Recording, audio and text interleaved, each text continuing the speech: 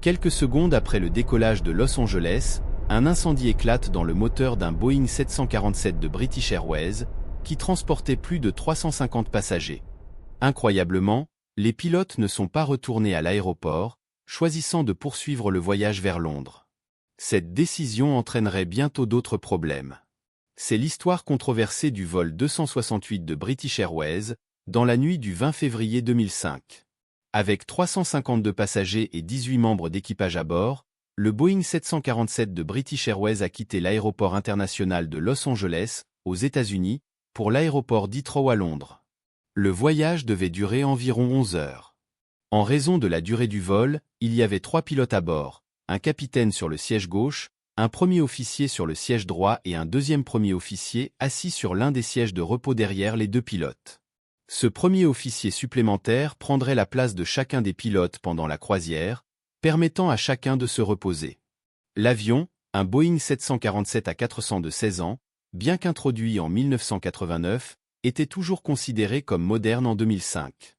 Dans le cockpit, les nombreux cadrans mécaniques des versions précédentes du 747 avaient été remplacés par des moniteurs CRT, qui présentaient les mêmes informations de manière plus claire et plus accessible, éliminant le besoin d'un ingénieur de vol. Surtout la nuit, le cockpit ressemblait à quelque chose de Star Trek. Cette nuit pluvieuse et nuageuse à Los Angeles, les conditions n'étaient pas bien meilleures au Royaume-Uni. Les pilotes ont décidé de charger 4 tonnes de carburant supplémentaire au cas où il y aurait des retards à l'arrivée à Londres, portant le poids total du carburant pour le voyage à 119 tonnes métriques. Mais avant de poursuivre notre histoire, veuillez vous abonner à notre chaîne pour atteindre notre objectif de 1000 abonnés. Nous nous efforçons de produire et de vous fournir les meilleures vidéos, alors inscrivez-vous, merci.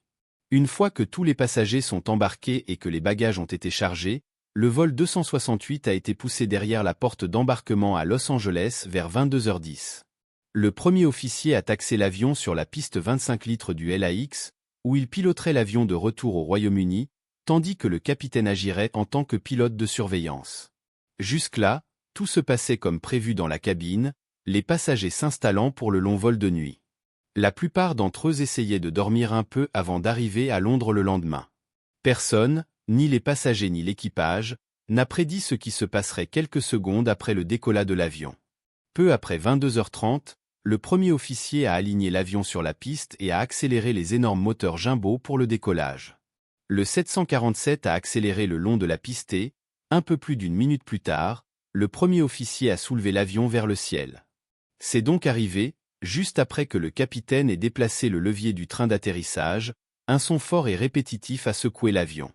Le premier officier a senti l'avion s'incliner vers la gauche et a immédiatement poussé le vison droit pour le corriger. Les passagers pouvaient voir des flammes sortir sous l'aile gauche. Immédiatement, le pilote a identifié le problème. Le moteur interne du côté gauche, le moteur numéro 2, a commencé à tomber en panne. Une surtension de moteur se produit lorsqu'il y a une interruption du flux d'air à travers le moteur, et que les forts grondements qui pouvaient être entendus provenaient du moteur qui se déclenche. Les pilotes pouvaient voir la température des gaz d'échappement monter à des niveaux dangereux sur leurs instruments et devaient agir rapidement. Le capitaine a réduit l'accélérateur du moteur numéro 2 en position de ralenti. À ce moment-là, le contrôleur de la tour LAX a informé les pilotes qu'ils pouvaient voir des flammes sortir de l'arrière du moteur. Dès que le capitaine a ramené l'accélérateur, le son des battements s'est arrêté. Le capitaine avait déjà fait face à une poussée de moteur en vol auparavant, mais les 2 autres pilotes ne l'avaient vécu que dans les simulateurs. Bien que la situation soit effrayante, ce n'était pas une urgence en soi, car le 747 a 4 moteurs et peut bien voler avec seulement 3. Cependant, si un incendie se développait sur le moteur ou si tout ce qui avait causé l'épidémie commençait à affecter les autres moteurs, les pilotes devraient déclarer une urgence. Le capitaine a déclaré un PAN au contrôle du trafic aérien, un pas en dessous de la déclaration d'une urgence totale. Cela signalait que les pilotes avaient besoin d'aide et que la situation était urgente, mais ne représentait pas encore une menace imminente pour la vie des occupants. Le contrôleur a demandé aux pilotes de se retourner pour rester près de l'aéroport et de grimper à 5000 pieds, leur donnant un peu d'espace pour résoudre les problèmes. Le vol de 11 heures n'a pas pris un bon départ. Après quelques minutes avec l'avion stabilisé à 5000 pieds, les pilotes ont commencé à planifier leurs prochaines étapes.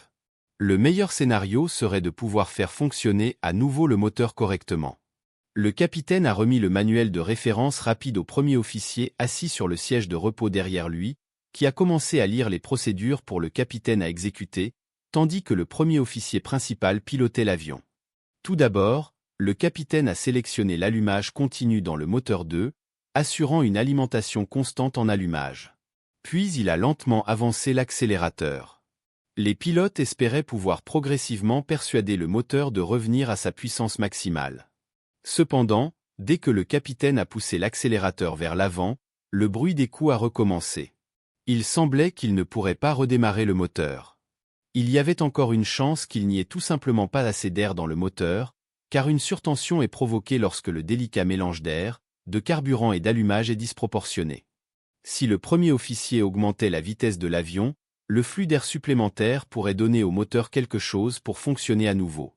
Le capitaine a ensuite soigneusement avancé l'accélérateur du moteur numéro 2. Mais, comme la fois précédente, le bruit des battements a repris. Les pilotes n'avaient pas le choix. Il y avait quelque chose de grave qui n'allait pas avec le moteur et ils ne pourraient pas le redémarrer. À contre-cœur, le capitaine a amené l'accélérateur en position inactive et a coupé l'alimentation en carburant du moteur 2. Maintenant, le vol 268 volait avec 3 moteurs. La partie technique du dépannage étant résolue, les pilotes avaient maintenant une décision importante à prendre. Pour ce faire, ils s'appuieraient non seulement sur des listes de contrôle, mais aussi sur leur propre expérience. S'ils pilotaient un avion à 2 moteurs, comme le Boeing 777 que British Airways utilise également sur ses routes longue distance, le plan d'action serait clair. Avec un seul moteur en marche, il déverserait du carburant et retournerait à Los Angeles. Mais dans un avion à 4 moteurs, la perte d'un moteur n'est pas aussi critique que dans un avion à 2 moteurs. Cette situation a mis les pilotes dans une position plus difficile. Avec 3 moteurs toujours en marche, il y avait une chance qu'ils puissent continuer jusqu'à Heathrow. Maintenant, ils devaient décider de poursuivre le vol pour Londres ou de revenir et d'atterrir à LAX. Pour prendre cette décision, les pilotes devaient d'abord rassembler des informations importantes. Le capitaine a envoyé le premier officier sur le siège de repos dans la cabine des passagers, avec pour mission d'informer l'hôtesse de l'air en chef, connue sous le nom de directeur du service de cabine, et de vérifier certaines fenêtres passagers pour détecter d'éventuels dommages. Pendant ce temps, dans le cockpit, le capitaine et le premier officier ont commencé à peser leurs options. La première chose qu'ils devaient déterminer était de savoir si l'avion pouvait atteindre Heathrow avec 3 moteurs. En effet, 3 moteurs n'ont pas assez de puissance pour permettre à l'avion de voler à son altitude de croisière normale, où l'air est mince et les moteurs utilisent moins de carburant. Au lieu de cela, ils devraient naviguer à une altitude plus basse, où l'air est plus dense et la consommation de carburant est plus élevée. Après avoir programmé la perte de moteur sur l'ordinateur de gestion de vol, le système a indiqué qu'il arriverait à Heathrow avec 7 tonnes de carburant restantes. C'était plus que les 4,5 tonnes légalement requises, donc du point de vue du carburant de base, les pilotes étaient en mesure de continuer jusqu'à Heathrow. Cependant, il y avait beaucoup plus à considérer que le carburant. Et si un autre moteur tombait en panne pendant le vol?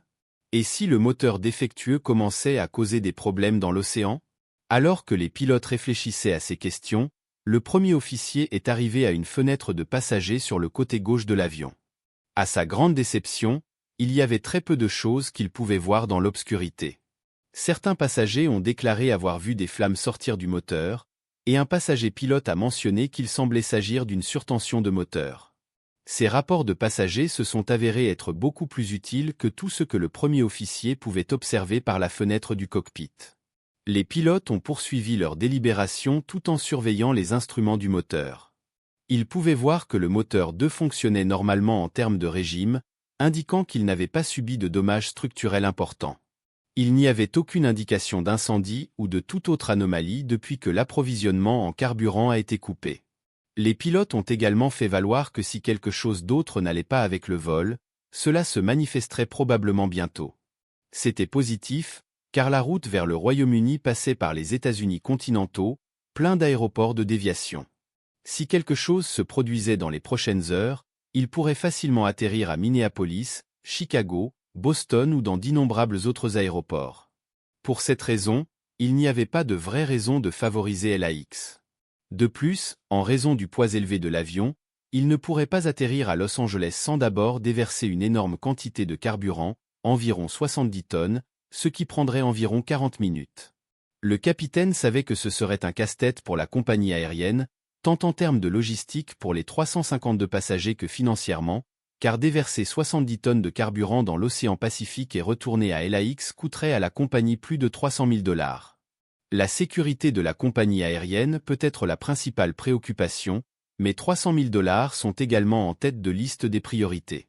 Le capitaine a communiqué la base de British Airways à Heathrow et a demandé des conseils. Ils ont dit qu'ils préféreraient que le vol se poursuive, mais qu'en fin de compte, la décision appartiendrait au capitaine. La politique de l'entreprise dictait que les pilotes devaient continuer jusqu'à destination, tant que l'avion était dans des conditions sûres, et c'était la responsabilité du capitaine de décider cela. Ce n'était pas une décision facile.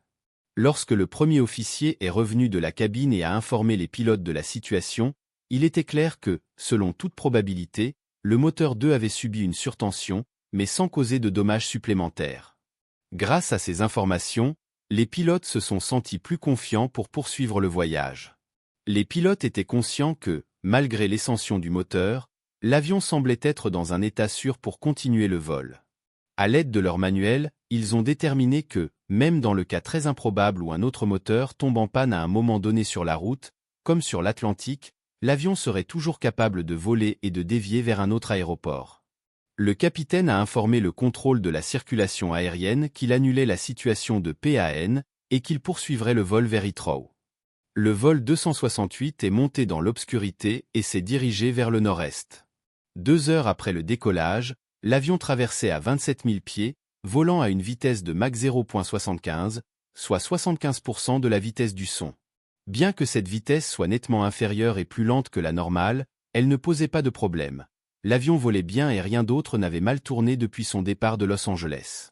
Selon l'ordinateur de gestion de vol, l'avion arriverait à Heathrow avec 10 tonnes de carburant restantes, bien au-dessus du minimum nécessaire. La plupart des passagers dormaient, et les bruits étranges du décollage étaient déjà un lointain souvenir, alors que l'avion naviguait vers Heathrow pratiquement dans les délais. Le capitaine en a profité pour se reposer dans les lits superposés de l'équipage, tandis que le premier officier sur le siège de repos a pris sa place sur le siège gauche. Le plan était que lorsque l'avion atteindrait la côte des États-Unis, le capitaine retournerait dans le cockpit, évaluerait la situation et déciderait s'il continuerait au-dessus de l'océan Atlantique ou de dévier vers l'un des aéroports américains voisins. S'il y avait un signe de problème, il ne risquerait pas de faire passer l'avion à travers l'océan. Jusque-là, l'équipage du vol a montré une excellente gestion de la situation. Ils ont bien communiqué, développé un plan d'action raisonnable sur la base de leur compréhension éclairée de la situation et ont tenu l'équipage de cabine et la compagnie aérienne informés. Mais sur l'Atlantique, les choses ont commencé à mal tourner et cette fois le problème ne serait pas avec l'avion, mais avec la façon dont les pilotes avaient été formés. Avant que l'avion n'atteigne la côte des États-Unis, le capitaine est retourné dans le cockpit et a pris le commandement. Avec le carburant à bord, l'état des moteurs et le carburant estimé à Heathrow, tout semblait bien pour continuer le vol au-dessus de l'océan Atlantique. Les pilotes ont calculé que l'altitude la plus efficace pour la traversée était le niveau de vol 320, soit environ 32 000 pieds. L'avion pourrait atteindre cette altitude, car il avait brûlé une grande partie de son carburant au-dessus des États-Unis. Cependant, lorsque les pilotes ont demandé cette altitude au contrôle du trafic aérien, ils ont été informés qu'ils ne pouvaient pas l'obtenir, car d'autres avions en provenance d'Europe volaient à cette altitude.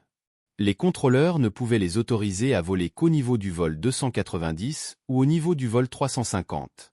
Le niveau de vol 350 n'était pas possible avec 3 moteurs, en raison du poids actuel de l'avion, l'équipage s'est donc accomposé au niveau de vol 290.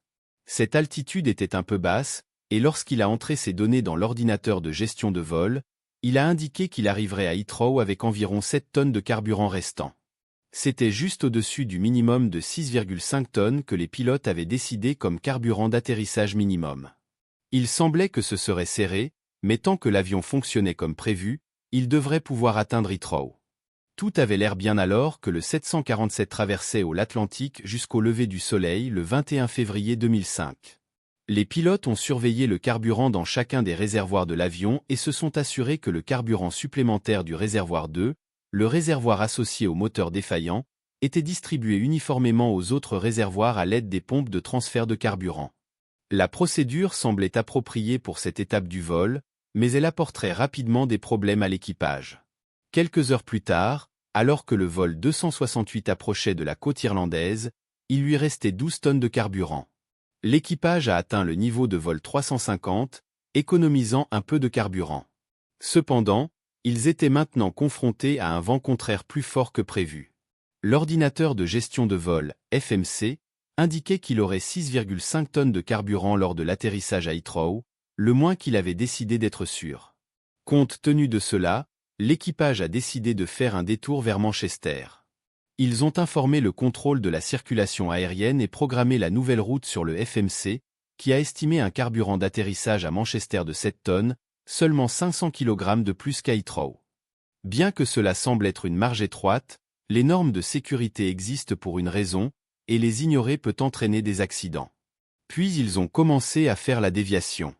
Au fur et à mesure que l'avion descendait, un problème est apparu, le char numéro 2 a cessé d'alimenter les autres chars. Avec moins de carburant que souhaité, l'équipage était maintenant confronté à l'impossibilité d'accéder au reste du carburant dans le réservoir 2. La situation s'était considérablement aggravée.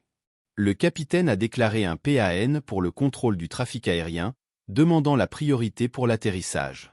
Le contrôleur a autorisé un point à 10 miles de la voie gauche 05 à Manchester. L'équipage a été soulagé qu'il descende déjà, car les avions descendent généralement avec une puissance inactive, ce qui signifie une consommation de carburant minimale. Même ainsi, la tension était élevée. L'objectif était maintenant de s'assurer que l'avion atterrissait en toute sécurité. Les procédures suivies pendant le vol, bien qu'initialement efficaces, se sont maintenant avérées insuffisantes face aux nouvelles complications. Un avertissement est apparu sur l'écran principal du pilote, indiquant que le réservoir de carburant numéro 4 n'avait que 900 kg de carburant restant. Malgré la notification, les pilotes n'ont pas prêté attention au problème, qui était lié à un écart entre les manuels de British Airways et les instructions de Boeing. Le manuel de British Airways avait conseillé à l'équipe d'utiliser les pompes jetissons du réservoir numéro 2 pour transférer du carburant vers les réservoirs restants, une pratique qui n'était pas conforme aux directives de Boeing. Selon les instructions de Boeing, pour transférer du carburant d'un réservoir principal à un autre, comme du réservoir numéro 2 au réservoir numéro 4, il était nécessaire d'actionner les deux pompes principales du réservoir externe. Les pilotes ont choisi de ne pas suivre cette recommandation par crainte que cette action n'entraîne la sécheresse de l'un des chars. Cette décision a peut-être été influencée par la pression du moment, car ils étaient occupés par la descente et la déviation vers Manchester en raison de la faible quantité de carburant. Alertés par la situation, les pilotes ont activé tous les réservoirs principaux et ouvert les vannes crossfeed, permettant au carburant de circuler entre les réservoirs et s'assurant que les 3 moteurs en marche étaient correctement alimentés. Lors de la descente vers Manchester, le capitaine était de plus en plus préoccupé par la possibilité de ne pas arriver à l'aéroport avec le minimum légal de 4,5 tonnes de carburant. Le capitaine n'avait pas prédit de problème avec l'équilibre du carburant et était loin d'imaginer la gravité de la situation, considérant qu'il devait avoir une réserve de 10 tonnes à l'atterrissage. S'il déclarait un mayday, l'urgence totale serait communiquée au contrôle de la circulation aérienne conformément aux procédures d'urgence de British Airways. Il a pris la place du premier officier et a commencé à piloter l'avion. À l'arrière de l'avion, tous les passagers savaient qu'il se détournait vers Manchester. Dans le cockpit, quelques minutes se sont écoulées pendant que les pilotes préparaient l'avion à atterrir et surveillaient la situation du carburant. Le premier officier s'occupait des radios et l'autre premier officier, assis sur le siège supplémentaire, aidait les pilotes avec une charge de travail accrue en raison du détournement d'urgence. 5 minutes plus tard, à 4 heures locales, le vol 268 a finalement atterri à Manchester. Les 352 passagers et 18 membres d'équipage sont arrivés en toute sécurité. En fin de compte, les pilotes ont atterri avec 5,8 tonnes de carburant restant, un peu plus que le minimum nécessaire. Cependant, l'histoire ne s'arrête pas là. La Federal Aviation Administration des États-Unis a finalement poursuivi British Airways, l'accusant d'exploiter un avion dans des conditions inadéquates. La compagnie aérienne a déclaré que les pilotes du vol 268 ont agi en toute sécurité et conformément aux procédures de la société. Cependant, La mauvaise publicité générée par cet incident a conduit à une reconsidération des facteurs opérationnels que l'équipage et la compagnie aérienne doivent prendre en compte lorsqu'ils décident de poursuivre ou de détourner le vol, en tenant également compte de la perception des passagers et du public. Si vous vous demandez comment cette situation serait actuellement traitée, Tim Steed, alors responsable de la sécurité et de la protection chez British Airways, a déclaré que, dans des circonstances identiques, et après avoir discuté de la situation avec le département des opérations, l'équipe déciderait aujourd'hui de faire un détour vers un aéroport approprié en Amérique du Nord, près de son itinéraire de vol. Dans ce cas, l'équipage n'aurait pas déversé de carburant et retourné à Los Angeles. De plus, si le capitaine choisissait de continuer jusqu'à destination, l'entreprise laisserait la décision à sa discrétion. L'enquête sur cet incident menée par la filiale britannique d'enquête sur les accidents aériens, AAIB, n'a trouvé aucune preuve que la poursuite du vol représentait un risque accru significatif. Cependant, l'enquête a révélé des lacunes dans la formation des pilotes en ce qui concerne la gestion du carburant. Les 3 pilotes n'étaient pas convaincus que tout le carburant était disponible, et leur difficulté de gestion du carburant indiquait une connaissance insuffisante du système de carburant avec 3 moteurs en fonctionnement. À la suite de cet incident, British Airways a de nouveau adopté les procédures de manutention du carburant recommandées par Boeing et a ajouté une formation supplémentaire à la gestion du carburant moteur dans le cadre de sa formation régulière sur les simulateurs. Concernant la raison de l'augmentation de la puissance du moteur 2, la variante spécifique du moteur Rolls-Royce utilisé dans cet avion était vulnérable à un type d'usure spécifique. Les ventilateurs internes du moteur s'usaient dans son boîtier, provoquant une interruption du flux d'air à l'intérieur du moteur. Lorsque cela se produit, des augmentations de puissance peuvent se produire, en particulier lorsque les moteurs sont dans une configuration à forte poussée, comme pendant le décollage. Aujourd'hui, les moteurs sont encore plus fiables qu'en 2005, et les pilotes sont désormais formés de manière plus complète à la gestion du carburant dans de telles situations. Cependant, l'ère des avions de passagers à 4 moteurs touche à sa fin, tous les nouveaux jets à longue portée ayant 2 moteurs. Il semble probable que la décision de poursuivre un vol après un arrêt de moteur soit une situation à laquelle de moins en moins de pilotes devront faire face.